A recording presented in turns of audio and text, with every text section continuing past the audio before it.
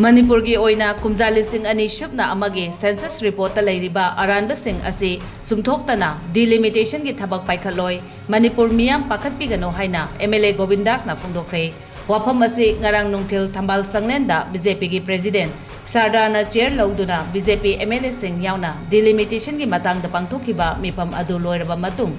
paumi sing na hangba wahungi pakhum piraduna MLA Govindas na Pangthokhibani mahakna makha taraduna haikibada Delimitation gi matangda Manipur miyamna singnariba wafam sing ase BJP nasu yamna haksina lawi maram asina kumja lising ani shupna amagi aranba census ase sumthoktana amadi NRC mapung phana sanadringaida Manipurda delimitation gi thabak hekta paikhatlak